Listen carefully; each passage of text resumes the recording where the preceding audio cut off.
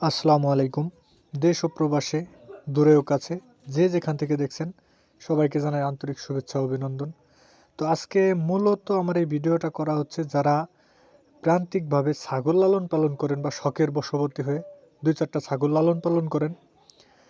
তো তাদের গুরুত্বপূর্ণ একটা ভিডিও আমি আজকে দিব। ইনশাল্লাহ সবাই দয়া করে ভিডিওটা না টেনে সম্পূর্ণ দেখার চেষ্টা করবেন এবং অনুরোধ জানাইলাম। তো ছাগলের কিছু ট্রিটমেন্ট থাকে যা নিজেকে বুঝে নিতে হয় এবং কিছু টিকা প্রদান, কৃমিনাশক করাইতে হয় সময় মতো। আজকে আমি আপনাদের দেখাবো যে কৃমিনাশক সময় মতো করাইলে কি হয় এবং না করাইলে কি হয়। বিভিন্ন প্রকার ভ্যাকসিনাইজেশন করাইতে হয়, যেমন বাদলা রোগ হয়ে থাকে, খুরা রোগ, তরকা এবং এলএসডি, যেটাকে স্কিন ল্যাম্পিং বা আমরা পক্স বলে থাকি, সেইগুলার হাত থেকে রক্ষা পাওয়ার জন্য আমরা যে ভ্যাকসিনাইজেশনগুলো করাই, তো করাইলে কি হয় এবং না করাইলে কি হয়।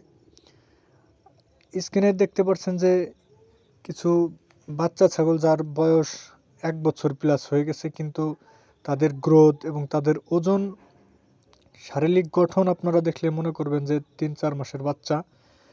তো মূলত এই সব বাচ্চাগুলোকে কখনোই কৃমিনাশক করানো হয় না এবং বিভিন্ন ধরনের যে ভ্যাকসিনাইজেশনগুলো করানো হয়, এগুলা জন্মের পর থেকে আসলে ওদের তেমনভাবে করানো হয় নাই, যার জন্য আজকে এদের এই হাল।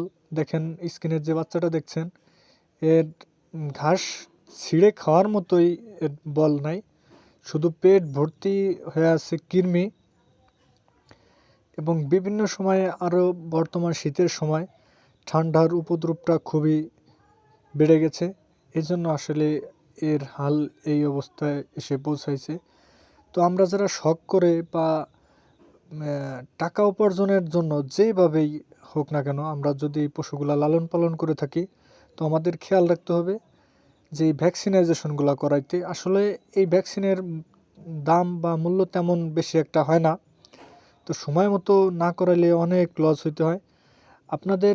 আমি আগেই প্রথমে একটা ছাগলের বাচ্চাকে দেখাইছিলাম, মূলত ওর সাথে আমি 2টা বাচ্চা নেই। তো আমার বাচ্চাগুলোকে আমি নিয়মিত ভ্যাকসিন করাই, কৃমিনাশক করাই। আপনাদের আমি শেষ পর্যায়ে দেখাবো যে আমার বাচ্চাগুলার গ্রোথ, চেহারা এবং কাঠামো কত সুন্দর। তো এখন দেখতে পাচ্ছেন যে আমার 2টা খাসির বাচ্চা আমি শখ করে লালন পালন করে থাকি। আগের যে প্রথম যে বাচ্চাটা আপনাদের দেখাইছিলাম, ওই বাচ্চাটা আর এই যে আমার যে 2টা ছাগলের বাচ্চা, এরা আসলে একই বয়সী, 1 থেকে 1.5 মাসের ডিফারেন্স। তো ওনারটা একটু বড় ছিল আর আমার এই 2টা একটু ছোট ছিল। তো মূলত আমার এই বাচ্চাগুলোকে আমি সময় মতো, একদম সময় মতো সব কিছুই করাই।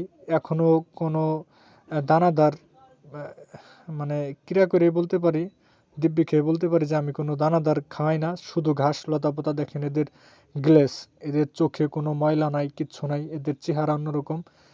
এর পিছনের রহস্য বা কারণ হচ্ছে যে আমি এদের সময় মতো ভ্যাকসিনাইজেশন করাই এবং সময় মতো কৃমিনাশক করাই। এর জন্য আসলে এদের চেহারা বা গ্রোথ, ওয়েট এবং শারীরিক গঠন এত সুন্দর। ভালো থাকবেন, সুস্থ থাকবেন।